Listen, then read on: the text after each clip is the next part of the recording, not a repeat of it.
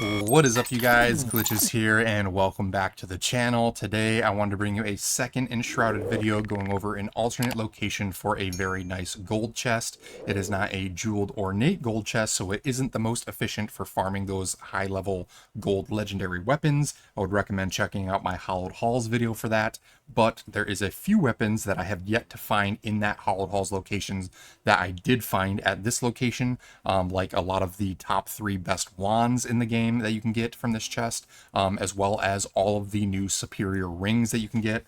If you know from previous patches, and we go to like my little rings drawer here, we had the lower level superior rings, we had the lesser rings of health. Now we have excellent versions of those rings, like this one here, the exceptional versions rather, which are like the tier 3 version of those rings. I recommend farming this particular chest until you get 2 of each of those. Once you get those, you can pretty much delete all your old ones because these will replace them and be better than them across the board, so there's no point in really having the lower level ones, but that is primarily what you're going to be gunning for in this particular location. The other thing that is a guaranteed spawn every single time you spawn in at this spot is a exceptional shroud elixir, which looks like this here, the greater shroud survival flask. This is the best Shroud Survival Flask in the game right now, and one spawns guaranteed on the table just left of where the chest is located every single time that you do the reset. So not only will you get the chest item, but you can grab this potion every time as well and stock up on those very quickly. But the location of that new chest is going to be in the new area in the top left corner in the little town called Polaris Falls.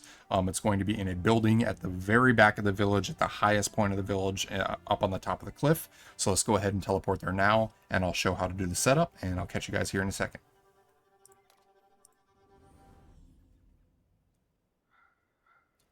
All right, so here we are. This is the location in the town that you're going to be looking for, Polaris Falls. Got a lot of wooden houses that kind of go up the hill to the top base of this little cliff here, and the chest that we're going to be gunning for is in this topmost building on the very top floor.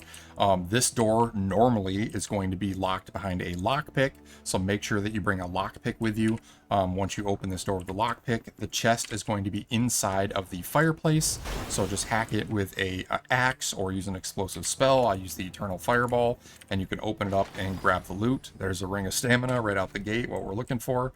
So pretty cool there. The spawn for the elixir, not sure why it didn't spawn this time, is going to be right on the table here. You should see it every time as long as you're spawning at this altar. But in terms of the setup, you're going to need 2 flame altars in your backpack to do this properly. The first time that you go to lay down your flame altar, it's not going to let you because there's actually a ton of enemies in the beginning in this town, several of which are going to be in this building that you're going to have to clear out. And the other ones that I found out that were causing the altar to not be able to be placed, and when I say not be able to be placed, it's red and it'll say enemies nearby. You had to clear out the whole area of all enemies before it'll turn blue and allow you to place it. Once you cleared out this building fully, the other area that I noticed that was causing an issue was this building right here. I can't remember if this is a lockpick door or not. It probably is, so bring a few of them just in case.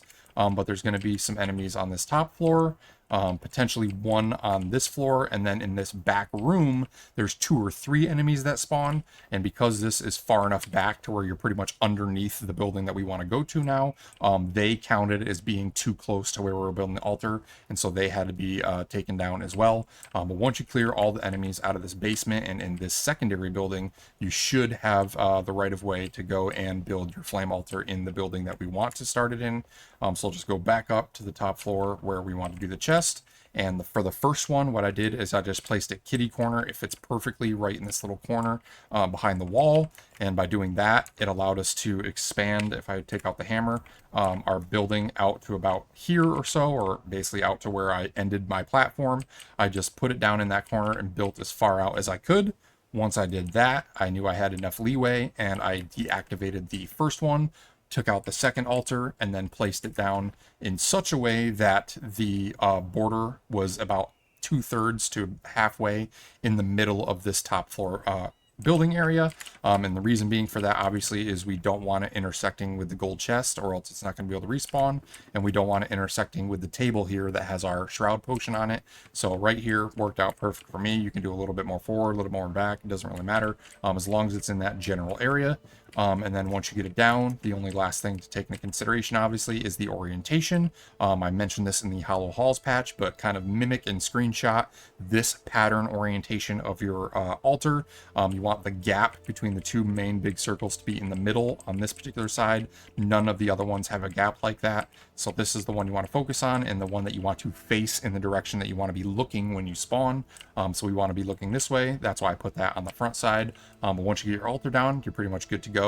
You can technically throw an anchor to make it a little bit faster, but you're going to have to waste time going through the door anyway. So I didn't think it was necessary this time around. I also threw my chest down to store some items in it, and I'll show off some of the stuff that I got from a 30 to 40 minute run as well. But as soon as you spawn in, we can go ahead, do the reset, load in, and it should work the same way as any of the other gold chest setups that we've done have worked. You're just going to load in, immediately be facing the direction that we want to go, run straight to the door. And the cool thing is, once you put your altar down, as long as you've opened the door with a lockpick before putting your altar down, you won't have to use the lockpick anymore. After that, it'll stay unlocked forever. So you just run in, equip whatever item you're going to be using, whether an axe or a staff, to blow up the fireplace, go and loot it, and boom, just like that, we get a level 40 legendary Staff of Taurus. I actually don't have this one yet, so that's pretty cool, a new one to drop. And then right here is that guaranteed shroud flask that I was mentioning. Make sure to pick that up, and then you would just go ahead and do another reset and rinse and repeat as many times as you want. Like I said, I would recommend running this as many times as required to at least get the 3 top-tiered wand drops that are really good for mages, as well as 2 of each of the 3 new ring types, the exceptional ring variations. Those are the main things I would key in on for drops. Once you unlock those, there really isn't too much of a need to do this location anymore. But just to give you an idea, let's go do this one more time. See if we get lucky. We probably won't. Because it's not a jeweled gold chest, you can potentially get blues from this one as well, so the odds of getting a legendary are a little bit lower. That's why I would recommend my Hallowed Halls one more for like the generic weapons and stuff. The chances of you getting a gold are much higher on that one, but the drop rates for the rings and stuff are pretty much non-existent there, so this is a really good one specifically for those rings. But after 30 to 40 minutes or so, this is an idea of the drops that I got. So as you can see, tons of the new tier 3 rings. We got 2 of the mythic wands at level 40 max level helix wand. The other wand that we got as a purple is the ritual tempest wand. This is another top tier wand, and if it drops in purple, then I'm assuming it can also drop in gold, so it'll just be a matter of time. I'll probably keep farming this until I at least get that one, so I have the 3 best wands as well. You're going to get tons of blues and purples that kind of show off what you could potentially get with gold drops, but these are kind of generic ones that also drop from the Hallowed Halls, so I would just go there to get those. I didn't see any of the good wands drop from the Hallowed Halls, so that's the main thing I focus on here. But then as you can see, we also get a ton of those greater Shroud Survival Flasks. They're going to be a guaranteed drop again every single time we do the reset, so make sure to grab those. Go ahead and throw that one in there as well, add that one to the list. So as you can see, not a bad ratio for the legendaries. Again, the big thing that we're going to be focusing on, though, is the wands and then these new tier 3 rings. This is the only chest that I found so far that has a guaranteed drop for all 3 of those new types of rings.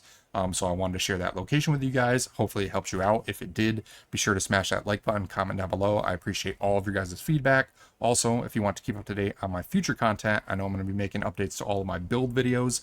Consider subscribing and turn on that notification bell. And then last but not least, if you want to join a killer community of like-minded gamers, feel free to check the links down in the description and join us on the Discord. We've got over 1,000 members in there now, many of which are playing Enshrouded. So hopefully you jump in and we see you guys around here soon. But until the next one, hope everyone has a great day, and we'll see you all later.